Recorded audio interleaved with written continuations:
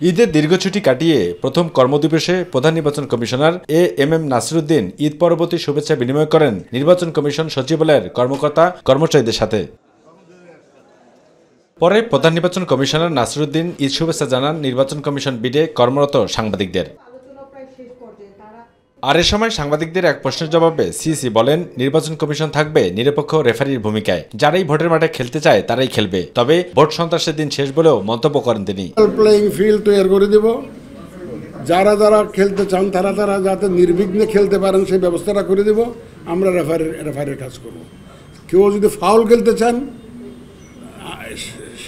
সেটা তাদের জন্য দুর্ভাগ্যের বিষয় হবে। ভোট সন্ত্রাসীদের জন্য দুঃসংবাদ, এটা আপনি ক্লিয়ারলি বলে দিতে পারেন আপনারা।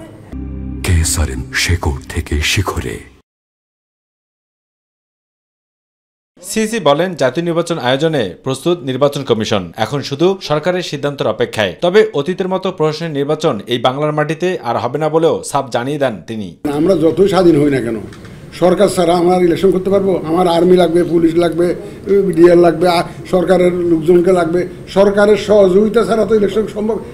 সরকার প্রধানই তো বলতেছেন যে আমি একটা সুন্দর ইলেকশন দিব, তো তার মানে উনি দিবেন মানেটা কি? তার মানে উনার তো দায়িত্ব তো আছে, নাইলে উনি কথা বলতেন।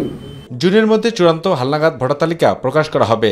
এরপর আনুষ্ঠানিকভাবে নির্বাচনী সংবিধানের রীতিনীতি অনুযায়ী 2 মাস আগে ঘোষণা করা হবে জাতীয় সংসদ নির্বাচনের তফসিল। এখন শুধু জাতীয় ঐক্যমত কমিশনের ইঙ্গিতের অপেক্ষায় নির্বাচন কমিশন। ঐক্যমত কমিশনের লিখিত কিছু না পাওয়া পর্যন্ত এই ব্যাপারে কোনো মন্তব্য করতে পারবো না। আবু সাদ অপু, মাই টিভি, ঢাকা।